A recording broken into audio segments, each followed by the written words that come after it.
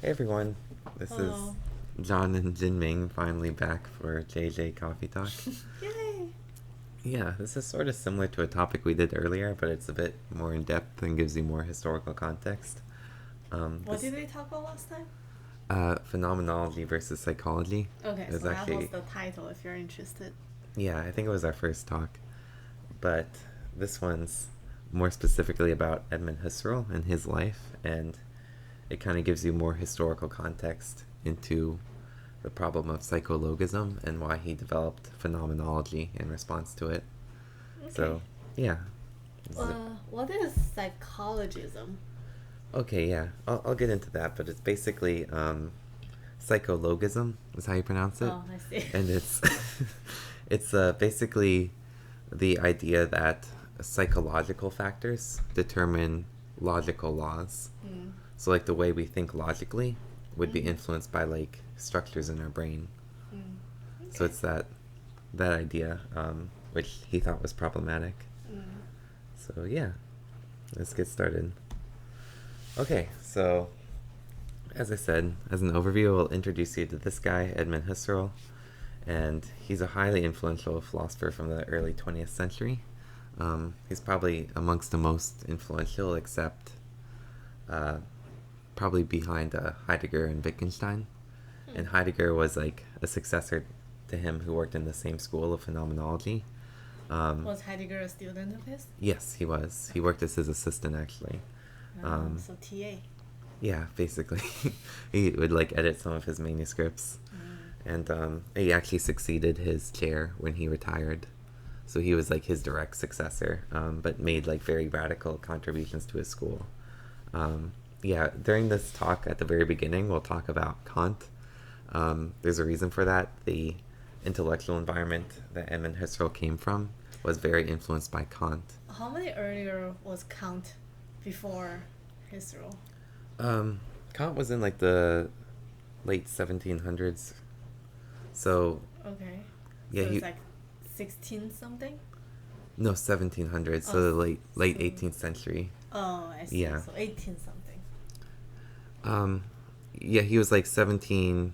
I think the critique of I should have gotten these dates beforehand, but the critique of pure reason I think was in like the 1790s, I see. and I think he published until like the 1810s or so.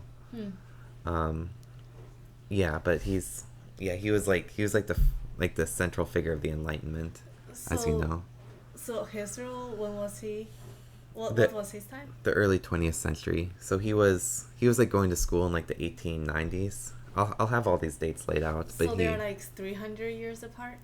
about 200. 200? I see. Yeah, Okay. about 200 years. So yeah, a pretty long time, and there's like this big era of philosophy separating them, which Mm. I'll talk about a bit. But yeah, it will. Kant's very important to this era. They're sort of reinterpreting him and what his work meant, Mm. and it after giving you some background in that, it will go through the basic principles of phenomenology, Okay. and then yeah, that's the school that Husserl founded. Mm. And then I'll talk in depth about the critique of psychologism, which I think like just is an interesting topic.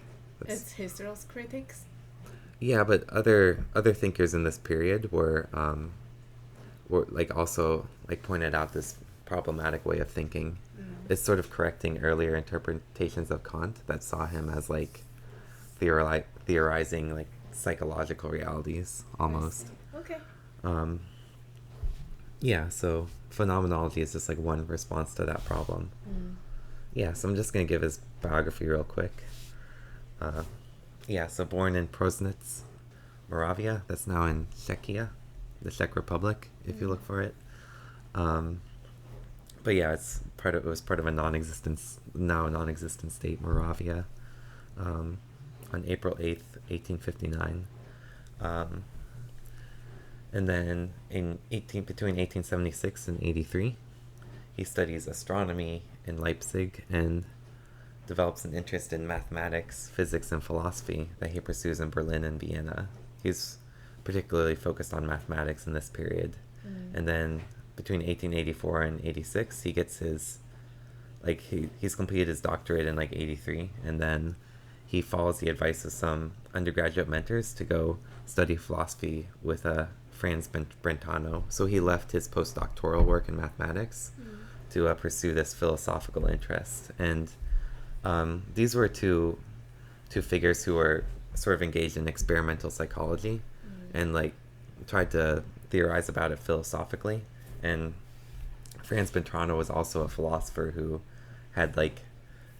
drew some of his methods from descriptive psychology. So it was sort of at that boundary between philosophy and psychology where his interests lied. So Husserl went to work with Brentano because he was drawn to his vision of this rigorous scientific philosophy, and it's going to utilize methods from descriptive psychology. So like describing how your mind operates, paying attention to the flow of consciousness, basically. And What are some other psychology? Experimental psychology, psychoanalysis is a different type. What's the difference between experimental and descriptive? Like experimental psychology, like actually gets a patient and then has a controlled experiments where they show certain stimulus and then observe the results or the responses. So it's more focused on like patients, and descriptive psychology is sort of can be done within yourself. It's it's just analyzing your own experience. So there's no experiments, like no control variable. Yeah, or at least not external experiments, but you sort of experiment within your own mind. I see. But Brentano was sort of interested in the psychological foundations of Who's logic. This guy, Brentano. I see. So he was sort of a philosopher, but believed careful observation of the mind would answer a lot of philosophical questions. And under him, Husserl completes this what was called a habilitation thesis. In Germany, that was a way to become a full professor. And he completes it on the psychological foundations of mathematics, which was published in his first work, Philosophy of Arithmetic. And this was very influenced by Brentano. Paying attention to psychological realities and how they ground logical ideas or scientific ideas. Okay. But he was focused on mathematics, so using some of his earlier background. And then Gottlob Frege criticizes that work as an instance of psychologism.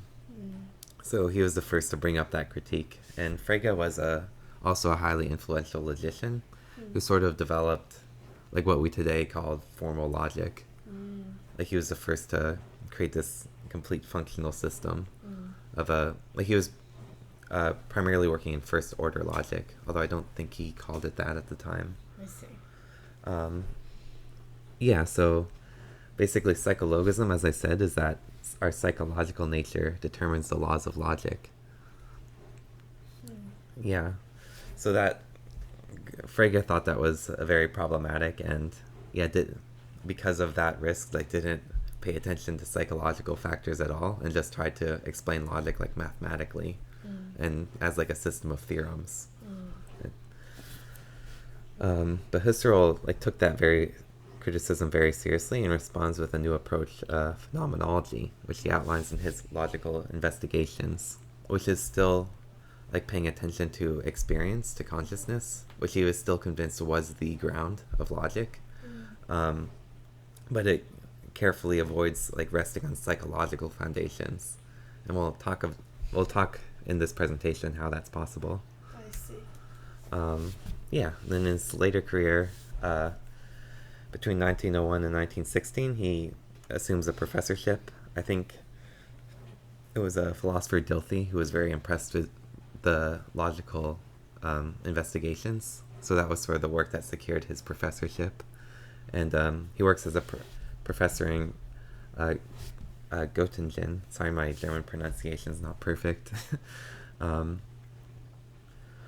then develops his method into transcendental phenomenology. And this is probably the period where our discussion will stop. Okay. Or just at the beginning of this.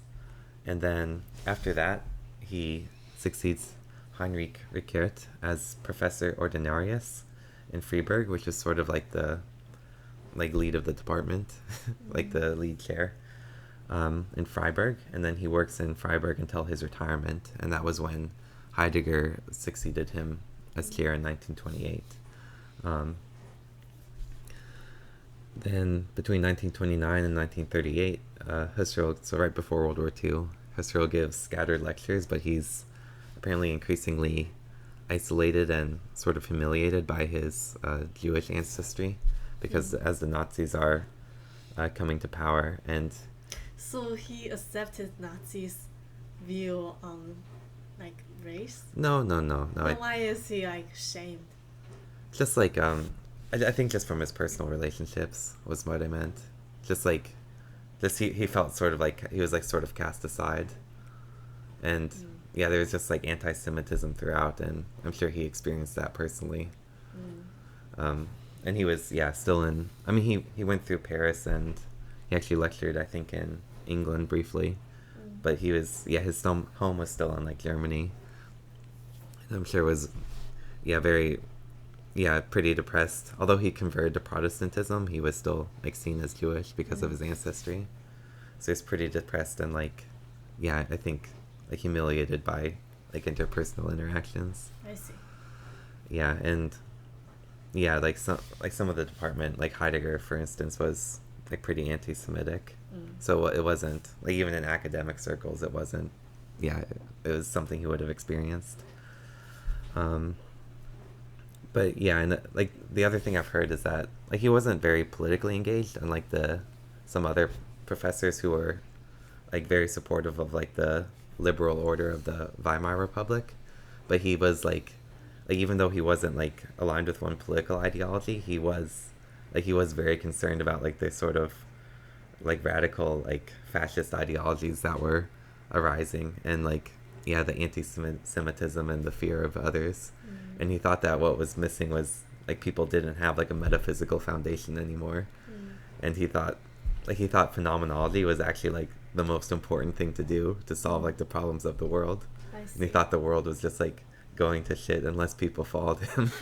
and then later in his life there was like everything was like testifying to his view that things were just going to get worse and worse unless people had some sort of foundation. So I think that was part of his like sort of a very sad later life, that he saw that he was right about the future. And then basically he dies in Freiburg on April 27th, 1938. And that's his life. Sort of a sad late life, but he had a very influential career.